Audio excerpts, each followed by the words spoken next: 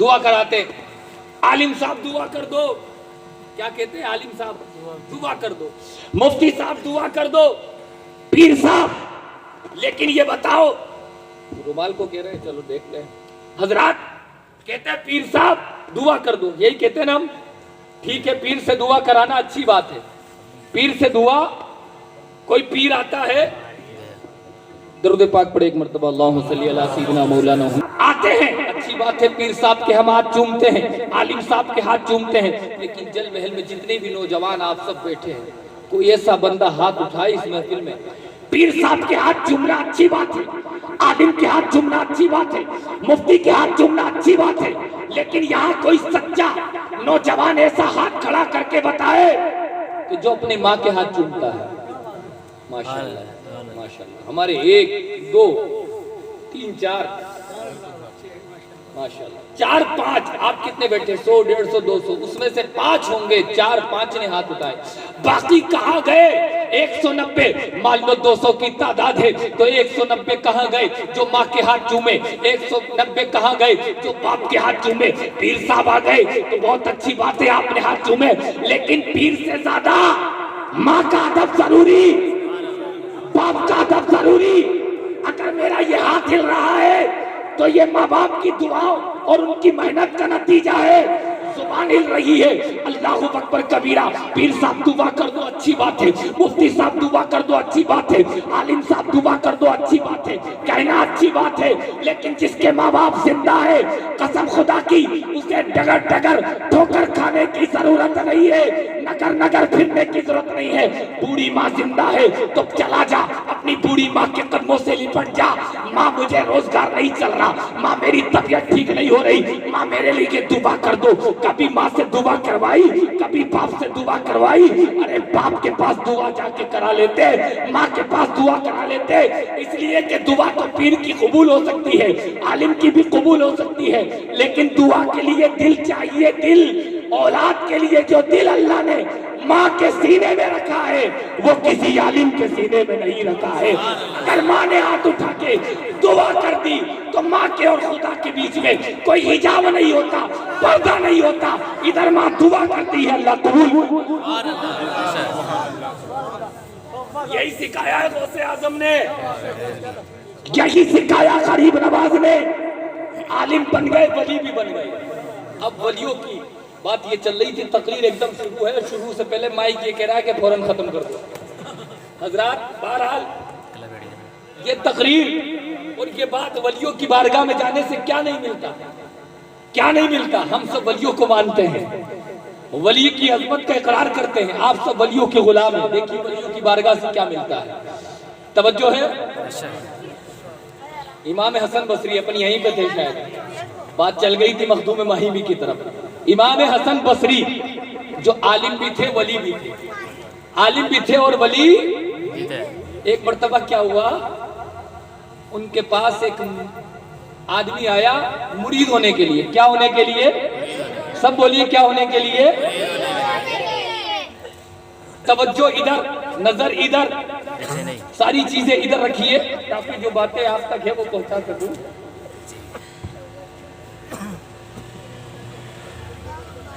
بولیے یا رسول اللہ.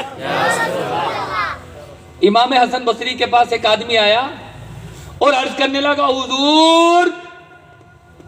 کیا ہوا, بالکل سائلنٹ, بالکل سائلنٹ, بالکل سائلنٹ. حضرات 15-20 منٹ میری توجہ کو سنیں بالکل. حضرات کیونکہ حضرات یہ میری ایک خراب عادت سمجھ لو یا اچھی عادت سمجھ لو, میں کچھ بھی بات دیکھتا ہوں تو فوراً ٹوک دیتا ہوں. بہت سے لوگ مجھے برا بھی کہتے ہوں گے. ان کے پاس ایک مرید آیا, ابھی مرید نہیں ہوا ہے. ایک انسان آیا, کہنے لگا حضور مجھے مرید بنا لیجئے. کیا بنا لیجئے, کیا بنا لیجئے. تو حضرت کیا بولے, امام حسن بصری کیا بولے, وہ آدمی آیا نا, حضور مرید کر لیجئے. حضرت امام حسن بصری نے فرمایا ابھی مرید کیوں بن رہا, ابھی چوری کرتا رہے. کیا فرمایا, ابھی چوری کر لے. بولے حضور مرید بننے آیا ہوں. تو بولے آپ فرما رہے چوری کرتا رہے. بولے حضرت آپ کو کیسے پتا میں چوری کرتا ہوں؟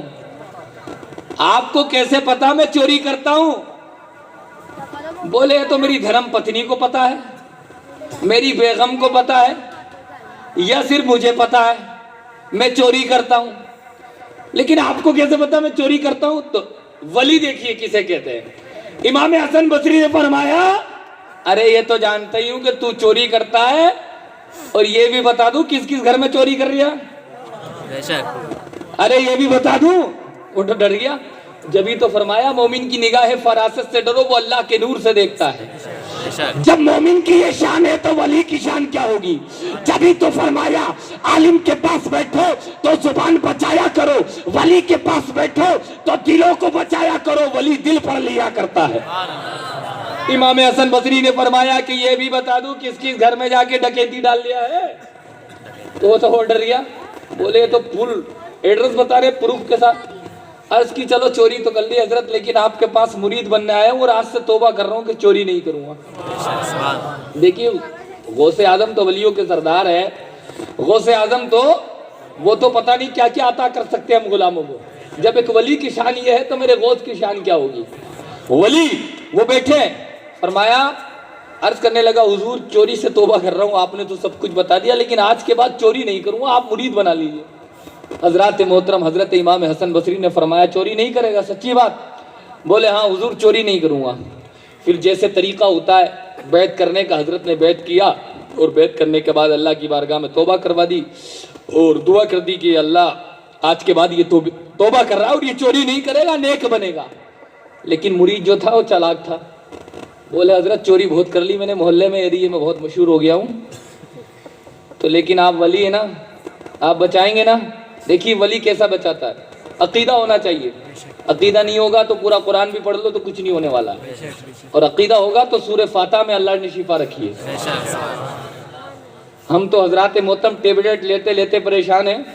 مدینے میں یہ ہمارے عقیدے کی کمزوری کی بات ہے، عقیدے کی کمزوری کی، ورنہ سانپ کاٹ لیا کرتا تھا نا تو صحابہ کرام سورہ فاتحہ پڑھ کے دم کر لیا کرتے تھے، اللہ شفا عطا کر دیا کرتا تھا۔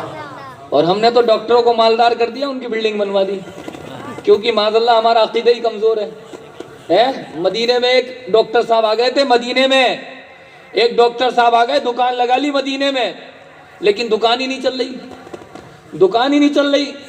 ایک دن دیکھا، 2 دن دیکھا، 10 دن دیکھا، بولے یار کوئی کسٹمر نہ آ رہا۔ بولے کیا بیماری ہے یار یہاں پہ؟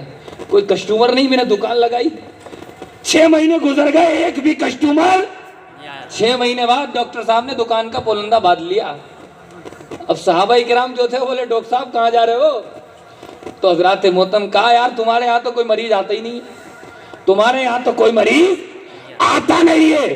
تو اللہ اکبر، صحابہ کرام نے فرمایا ہم مصطفیٰ کے غلام ہیں، اور جو مصطفیٰ کا سچا غلام ہوتا ہے وہ بیمار نہیں پڑتا ہے، بلکہ بیماروں پر نگاہ ڈال دے تو اللہ اسے شفا عطا کر دیا کرتا ہے۔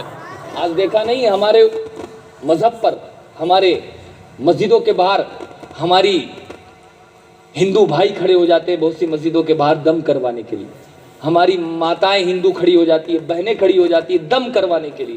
ان کا عقیدہ ہے کہ یہ جو نماز پڑھ کے نکلتے ہیں ان کے کلام میں شفا ہے، اللہ ان کے ذریعے ہمیں شفا دے گا، اور یقیناً شفا ہوتی ہے۔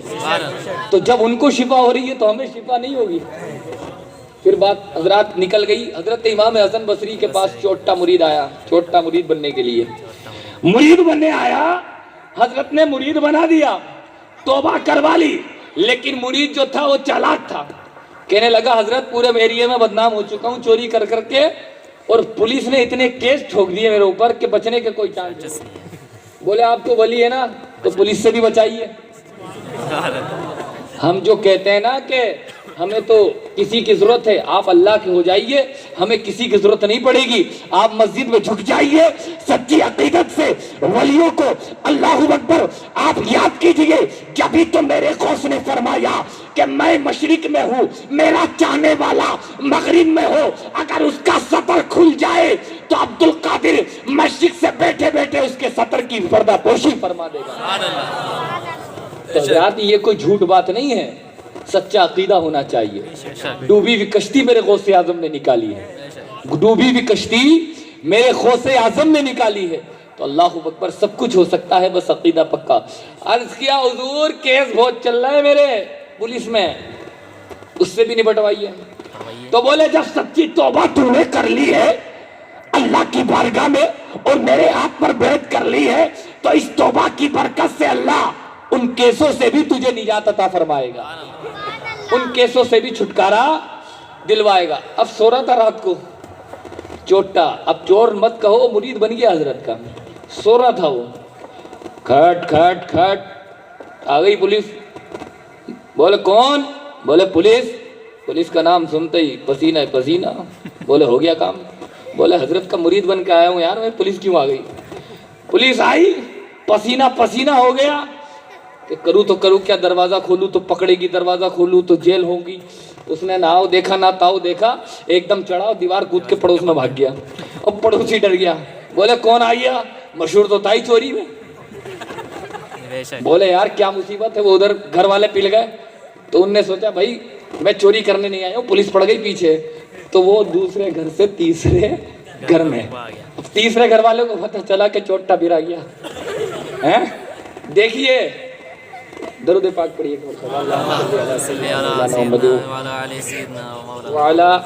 آلی سیدنا مولانا محمد بارک وسلم. یہ کوئی چٹکلا نہیں ہے, ایک ولیوں کی بارگاہ کی بات ہے کہ ولی کیا عطا کر دیتے ہیں. تیسری گھر میں جب پہنچا تو وہاں بھی کھٹ پٹ یکے بعد دیگر مریدوں, یعنی پورے پڑوس میں گھومتا گھومتا گھومتا گھومتا. بولے حضرت کہاں چلے گئے؟ ولی صاحب پیر صاحب کہاں چلے گئے؟ لیکن جب ولی کو دل سے پکارا جاتا ہے تو قسم خدا کی مدد ہوتی ہے. کودتا کودتا جب اس کو گھر ملا تو اپنے پیر صاحب کا گھر مل گیا اور گھس گیا پیر صاحب کے پاس. بولے حضرت تم نے کہا تھا سارے کیس سے نپٹوا دوں گا. بولے یہاں تو پولیس آ رہی ہے پیچھے. بولے حضرت بچاؤ, مرید ہوں آپ کا. دیکھی دیکھی ولی کی نگاہ, آواز آواز, ولی کی نگاہ. حضرت نے فرمایا کہ جب مرید کر لیا ہے اللہ کی بارگاہ میں توبہ تو نے کر لی ہے, پولیس آ جائے, مجسٹریٹ آ جائے, ایم ایل اے آ جائے, ایم پی آ جائے, دنیا کا کتنا بڑا منسٹر آ جائے, لیکن تیری حفاظت اللہ کرے گا. آپ ولیوں کی سردار کی محفل میں بیٹھے ہیں نا, تو آپ پریشان مت ہوئیے. کوئی پریشانی ہے تو جب دعا ہو تو سچے دل سے میرے غوث کو پکارنا, غریب نواز کو پکارنا, صابر پاک کو پکارنا, نظام الدین کو پکارنا. ارے دنیا کا بادشاہ مر سکتا ہے, جو دنیا کے لیے جیتا ہے وہ مر سکتا ہے, عہدے دار مر سکتا ہے, زمیندار مر سکتا ہے, کوئی دنیا دار مر سکتا ہے, لیکن جو خود کے لیے جیتا ہے وہ مر سکتا ہے, لیکن جو دین کے لیے جیتا ہے وہ زمین کے اوپر بھی زندہ ہے اور زمین کے نیچے بھی زندہ ہے. جبھی تو میرا صابر پاک زندہ, نظام الدین زندہ, علاء الدین زندہ, شمس الدین زندہ اور ہند کا بادشاہ معین الدین زندہ. سبحان اللہ سبحان اللہ, بہت خوب بہت خوب.